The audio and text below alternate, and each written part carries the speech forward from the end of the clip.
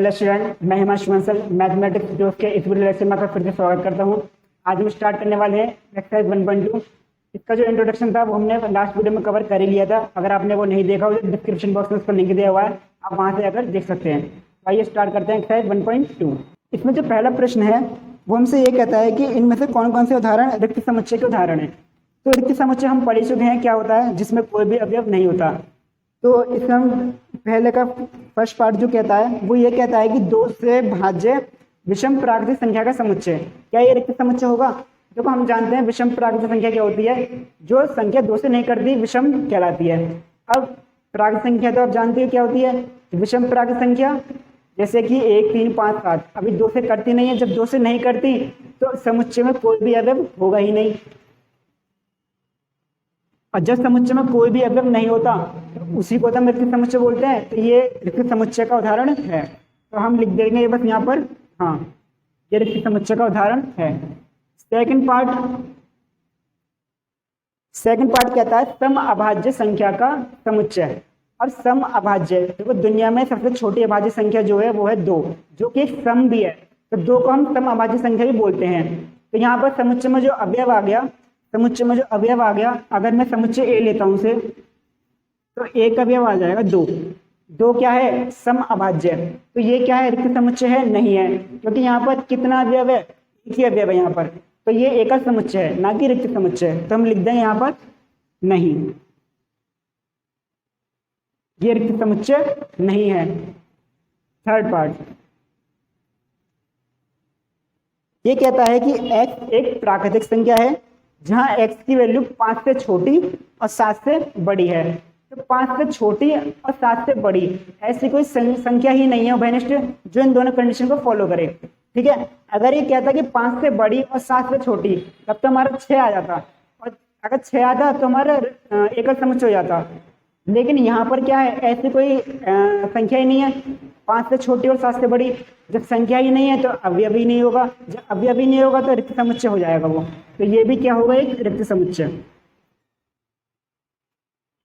Fourth part कहता है y एक उभयनिष्ठ बिंदु है दो समांतर रेखाओं के बीच। समांतर रेखा क्या होती है? दो ऐसी रेखाएं जिनके बीच कोई भी उभयनिष्ठ बिंदु नहीं होता।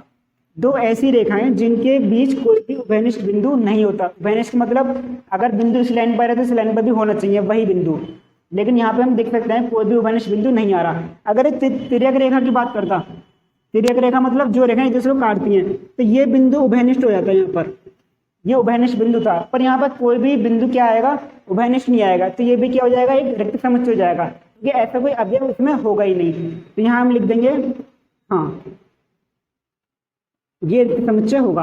आपको डायग्राम बना के दिखाना नहीं है, बस आपको हाँ नहीं में जवाब देना है।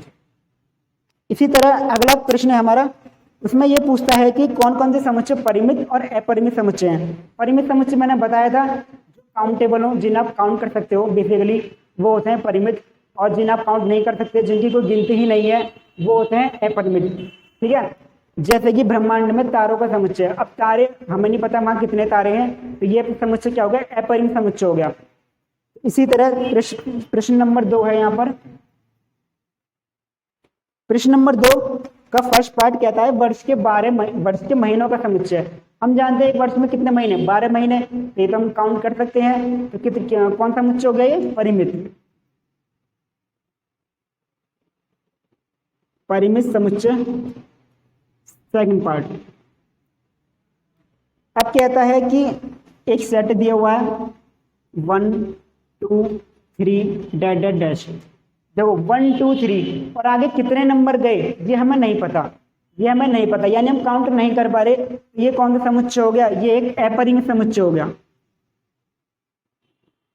बड़े आसान है, जो काउंट हो जाए वो परिमित, जो काउंट ना हो वो अपरिमित। इसी का थर्ड पार्ट जो दिया हुआ है 1 2 3 9 9 100। यहाँ पर देखो, यहाँ पर क्या है कि 100 तक गिनती है पूरी, इन्हें हम काउंट कर सकते हैं। तो ये कौन सा समुच्चय हो गया? परिमित समुच्चय हो गया, परिमित समुच्चय हो गया। फोर्थ अब कह रहा है कि धनात्मक पूर्णांक का समुच्चय जो कि 100 से छोटे हैं। अब मैंने पूर्णांक बताया था क्या होता है। पूर्णांक क्या होते हैं? जो माइनस में भी हो, जीरो इंक्लूड हो और प्लस में भी हो। तो 100 से छोटे हम जीरो तक तो पहुंच जाएंगे, लेकिन जीरो से पहले -1 -2 -3 ये कहाँ तक है ये हमें नहीं पता। तो ये कौन सा समुच्चय हो जाएगा? अपरिमित समुच्चय हो जाएगा।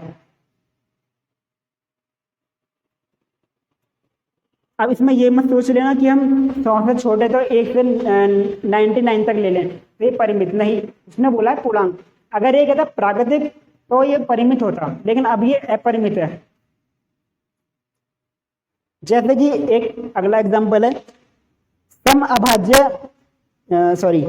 अभाज्य संख्याओं का समुच्चय जो कि 99 से छोटे हैं, अब हम जानते हैं सबसे छोटा अभाज्य संख्या जो होती है वो 2 होती है। तो 99 से छोटे जब लिखोगे तो वो काउंट हो जाएंगे, आई थिंक 25 के आसपास होते हैं। तो ये कौन सा समुच्चय हो गया? परिमित समुच्चय हो गया। ये आपका परिमित समुच्चय हो गया। ठीक है, तो ये था आपका सेकंड क्वेश्चन। अब चलते हैं हम थर्ड क्वेश्चन की तरफ। क्वेश्चन नंबर 3 कहता है इसमें कौन कौन से समुच्चय इसमें परिमित अपरिमित है, हमें यही बताना है परिमित अपरिमित। इसका जो पहला पार्ट है वो ये कहता है कि एक्स अक्ष के समांतर रेखाओं का समुच्चय, उन सभी रेखाओं का समुच्चय जो एक्स अक्ष के समांतर है। तो ये एक्स अक्ष होता है, हम जानते हैं एक्स अक्ष, ये वाई अक्ष होता है। एक्स अक्ष के समांतर रेखा, एक्स अक्ष के समांतर रेखाएं, हम कितनी भी रेखा यहाँ पर खींच सकते हैं। इन दोनों लाइन के बीच भी मैं अनंत रेखाएं खींच सकता हूं। तो ये कौन सा समुच्चय हो गया? अपरिमित समुच्चय हो गया। कौन सा हो गया ये? अपरिमित। क्यों हुआ? क्योंकि हम यहाँ पता नहीं लगा सकते कितनी रेखाएं यहाँ पर खींची जा सकती हैं, अनंत रेखाएं खींची जा सकती हैं। सेकंड पार्ट अब कहता है कि अंग्रेजी वर्णमाला में अक्षरों का समुच्चय। अंग्रेजी वर्णमाला में कितने अक्षर होते हैं? हम जानते हैं 26 अक्षर होते हैं, तो ये भी काउंटेबल है। ये क्या हो गया? परिमित समुच्चय। थर्ड पार्ट कहता है इसका उन सभी संख्याओं का समुच्चय जो कि 5 के गुणक हैं। अब 5 के गुणक 5, 10, 15, 20, 25, 30 ऐसे आगे चलता रहता है। इसने ये नहीं बोला कि कहाँ तक जाना है हमें, हम कितना भी आगे जा सकते हैं, लाख करोड़। ठीक है, तो ये भी हमें पता नहीं, ये काउंटेबल नहीं है। तो ये कौन सा समुच्चय हो गया? अपरिमित समुच्चय हो गया। ये भी आपको क्या हो गया? अपरिमित समुच्चय हो गया। अब पृथ्वी पर रहने वाले सभी जानवरों का समुच्चय, अब ये कौन सा समुच्चय होगा? पृथ्वी पर रहने वाले जानवर की संख्या निश्चित है, भले हमें पता नहीं, लेकिन हम पता लगा सकते हैं। अगर पता लगाने वैज्ञानिक है, पता लगा चुके हैं ऑलरेडी, तो ये भी परिमित समुच्चय के अंदर लिखते हैं हम। तो ये बहुत से ऐसे जानवर है जो हमने देखे नहीं, हमें पता नहीं उन जानवर के नाम क्या होते हैं, लेकिन असल में वो सर्च किए जा चुके हैं, इसलिए ये जो होता है परिमित समुच्चय होता है। 6 एक मिनट, 4th 5th। अब कह रहा है कि केंद्र 0,0 से होकर जाने वाले सभी वृत्त का समुच्चय। अब देखो, ये हमारी निर्देशांक ज्यामिति हमने अभी बताया। यहाँ पर ये जो होता है मूल बिंदु होता है 0,0, इसके निर्देशांक होते हैं। यहाँ पर प्रकार लिखिए और वृत्त बनाने चालू कर दीजिए। आप एक नहीं, 2 नहीं, लाखों कितने भी वृत्त बना सकते हैं यहाँ पर। तो यहाँ पर ये क्या हो गया? अनकाउंटेबल, यानी इन्हें हम काउंट ही नहीं कर सकते। तो ये क्या हो गया? अपरिमित समुच्चय हो गया, अपरिमित समुच्चय हो गया। ठीक है, अब ये था हमारा थर्ड क्वेश्चन। अब चलते हैं फोर्थ क्वेश्चन की तरफ। क्वेश्चन नंबर 4 कहता है कि हमें समान समुच्चय बताने हैं। इनमें से कौन कौन से उदाहरण समान समुच्चय के उदाहरण है? पहला पार्ट,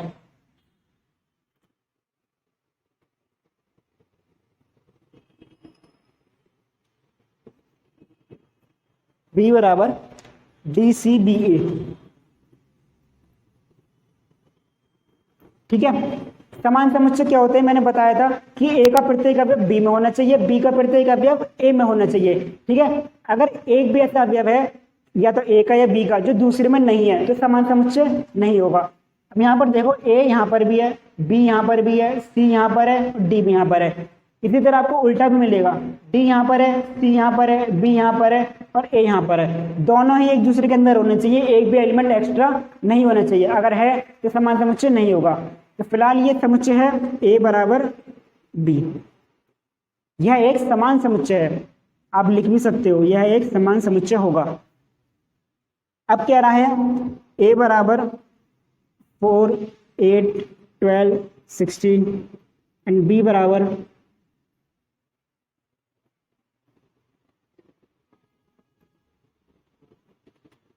अब यहां पर देखते हैं, देखो 4 यहां पर नहीं है। अच्छा 4 ही नहीं है, यहाँ पर 4 ही दे रखा था, ये सॉरी 4 यहाँ पर है, 8 भी यहाँ पर है, 12 नहीं है यहाँ पर। मैंने बताया अगर एक भी एलिमेंट मिल जाए जो नहीं है तो वो समान समुच्चय होगा ही नहीं, आगे चेक करने की हमें जरूरत ही नहीं है, इसकी कंडीशन फॉलो ही नहीं करेगा, ये फुलफिल नहीं करेगा। ठीक है, अब थर्ड पार्ट जो है उसको ये कहता है ए एक सेट है, एक समुच्चय है, 2, 4, 6, 8, 10 जो एलिमेंट है इसके अंदर। और बी कहता है कि एक्स एक सम पूर्णांक है, सम धनात्मक सम पूर्णांक है जो कि 10 या 10 से छोटा है। तो धनात्मक सम पूर्णांक यानी पूर्णांक बोल दिया उसने, पूर्णांक भी कैसे सम होने चाहिए, जैसे कि 2, 4, 6, 8, 2, 4, 6, 8 क्यों, क्योंकि उसने सम बोला है। अब सम इसने कहाँ तक बोला है भाई, मैं तो 12, 14, 16 ये भी लिख सकता हूँ। उसने कंडीशन दे दी, उसने कंडीशन ये दे दी कि वो एक्स की जो वैल्यू होनी चाहिए वो क्या होनी चाहिए, एक्स की जो वैल्यू होनी चाहिए वो 10 से या 10 से छोटी होनी चाहिए, 10 या 10 से छोटी होनी चाहिए। तो मैं आराम से लिख सकता हूँ उसे 2, 4, 6, 8, 10, क्योंकि ये क्या है सम भी हैंगे और पूर्णांक भी हैंगे, 10 और 10 से छोटा। अब देखो हम देख सकते हैं 2, 4, 6, 8, 10, 2, 4, 6, 8, 10, तो ये भी क्या होगा, एक समान समुच्चय होगा, या सम समुच्चय कह सकते हैं हम इसे। ठीक है, ये था इसका थर्ड पार्ट। फोर्थ पार्ट कहता है, अब इसे उतार लीजिएगा, मैं इसे रफ कर रहा हूं।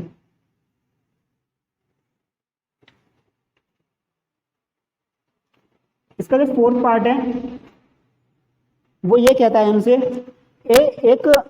ए बराबर एक्स एक गुणक है 10 का, यानी 10, 20, 30, 40, 50 कितना भी हो सकता है। उसने ये नहीं बोला कहां तक लेना है हमें। और बी बराबर उसने बोला है 10, 15, 20, 25।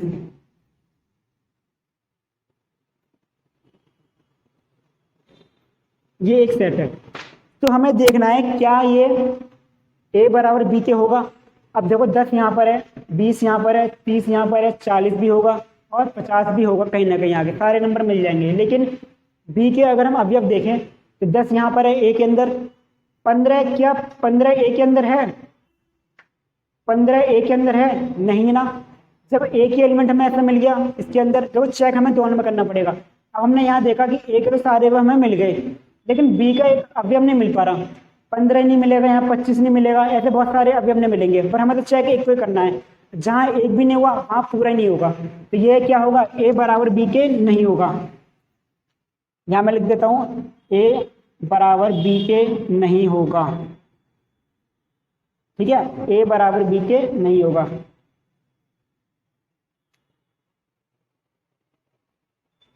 एक मिनट, मैं यहाँ पर ये ए बराबर बी था, मिस्टेक हो गई, यहाँ पर ए बराबर बी नहीं होगा, क्योंकि मैंने आपको बताया यहाँ पर 12 ही नहीं है, तो यहाँ पर ए नॉट इक्वल्स टू बी। छोटी मोटी मिस्टेक होती रहती है। अब चलते हैं फिफ्थ क्वेश्चन की तरफ। प्रश्न नंबर 5 में कहता है इनमें से कौन से समुच्चय समान समुच्चय है। ठीक है, क्या ये समुच्चय जो है समान समुच्चय हैं या नहीं, ये बताना है हमें। ए बराबर दिया हुआ है 2,3 और बी बराबर दिया हुआ है एक्स एक हल है, एक्स एक हल है, x square plus 5x plus 6 बराबर 0 का। ठीक है, एक्स एक हल है इसका। तो ए के अंदर तो अवयव हमें पता है 2,3 है, लेकिन बी के अंदर कौन कौन से अवयव होंगे, बी के अंदर जो अवयव होंगे आप इसके फैक्टर कर लीजिए। X square plus 5x plus 6 equal to 0, 3x plus 2x plus 6 बराबर 0। गुणनखंड करने आई होप आप सबको आते होंगे, आपने छठी क्लास में पढ़ रखा होगा। x plus 3 plus 2 x plus 3 बराबर 0, तो एक्स प्लस 3 फिर कॉमन, एक्स प्लस 2 बराबर 0, एक्स बराबर आ गया -2 और -3। -2 और -3 वो एक्स की वैल्यू है जो इसमें रखने पर 0 के बराबर आ जाएंगी। तो यहाँ पर जो बी के अंदर जो अवयव आएंगे वो -2 और -3 आएंगे। अब हम चेक करते हैं, 2 यहाँ पर है, नहीं है, तो ये ए बराबर बी नहीं होगा, यानी ये एक समान समुच्चय नहीं होगा। ये था इसका फर्स्ट पार्ट। अब इसका सेकंड पार्ट जो कहता है वो ये कहता है कि एक्स एक अक्षर है फॉलो शब्द के अंदर। मैंने बताया समुच्चय सिद्धांत के अंदर कोई भी अवयव रिपीट नहीं होता, तो फॉलो FOLL।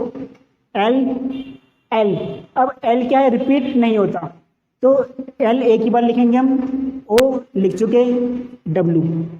इसी तरह उसने बोला वॉल्फ के अंदर WOLF।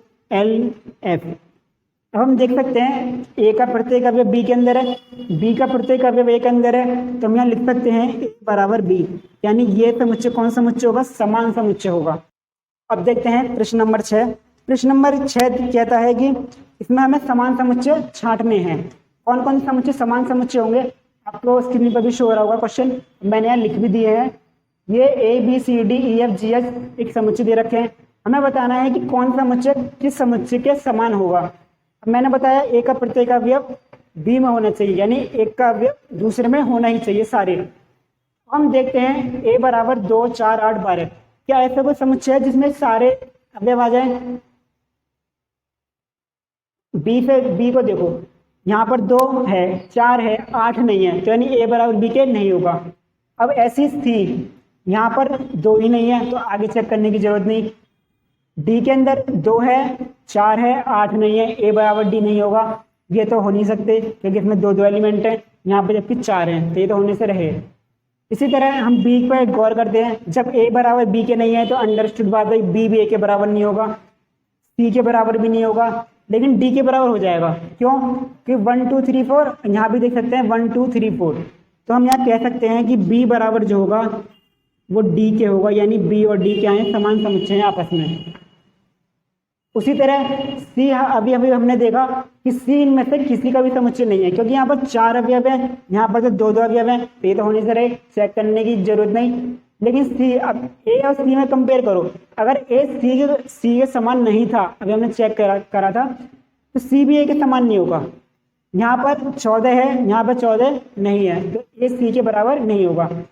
अब ये भी अंडरस्टूड बात है, अगर बी डी के इक्वल है तो डी भी बी के बराबर होगा ही होगा। अब आ जाते हैं इन पर, -1 1, ई किसके समान है, आप देख सकते हो ई बराबर जी, क्योंकि -1 1 1 -1, इसका अवयव इसमें है, इसका अवयव इसमें है, बाकी ऐसा कोई भी नहीं है, ना तो एफ किसी के इक्वल होगा, ना ही जी किसी के इक्वल होगा, ना ही एच किसी के इक्वल होगा। ये थे हमारे 3 समुच्चय जो कि एक दूसरे के समान समुच्चय हैं। ये था आज का हमारा एक्सरसाइज 1.2। आई होप आपको वीडियो पसंद आई होगी। वीडियो को पसंद आई हो तो लाइक शेयर सब्सक्राइब करना ना भूलिएगा। अगली वीडियो में मिलते हैं उप समुच्चय के साथ। जय हिंद, जय भारत।